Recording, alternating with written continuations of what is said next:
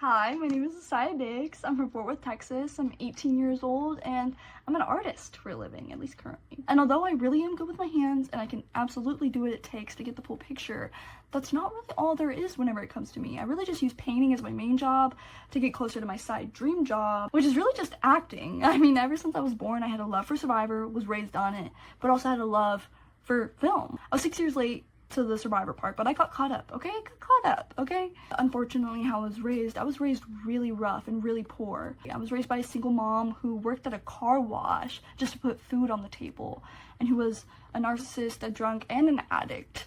So try to imagine that all in one on just a casual Tuesday in our household. No. Because I couldn't do what I really truly wanted to do, I eventually resulted into physical academics. I joined a boys football team. I did softball for 8 years, which almost became my career. Can you imagine that?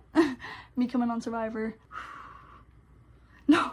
Honestly, what I really had a knack for, what a convenience, was the jigsaw puzzles and Scrabble that I would play on Sundays with my grandma. But honestly, during that era of my life, it was really the lowest point. I had weighed the heaviest I ever did.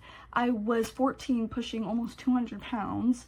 Eventually getting kicked out at 17, where I just really hit rock bottom. And I eventually met my girlfriend, who I knew was going to continue to make me the happiest person I had ever been. I even started my own business. I started working out. So what was once 175 is now 125.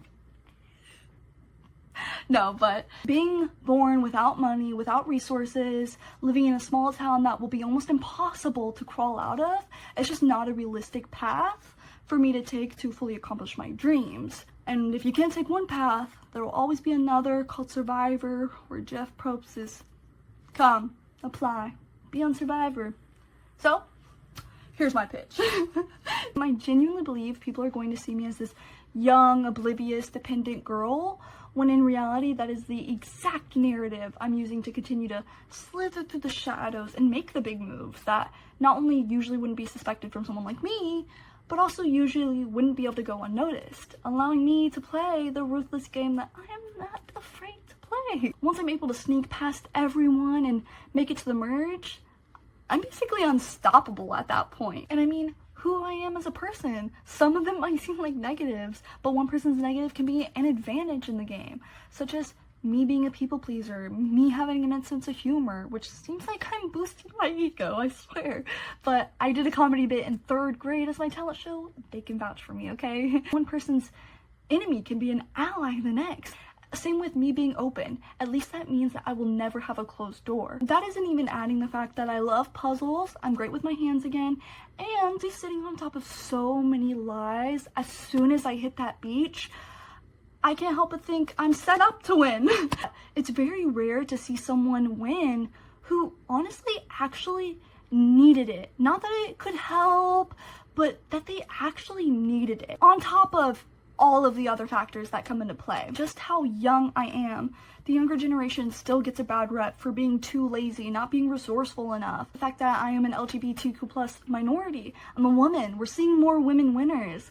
I would love to be the next. So it would kind of be just a little to the face. Look, I can do it. Anybody can do it. If I can, anyone can. So I would love not only to be that staple for women, for minorities, but that staple for the younger generation that I feel like we just don't get enough. For what I can bring to the table, who I am as a person, and what I can represent, those are 3 huge enough reasons for me as to why I belong on the next season of Survivor. Thank you.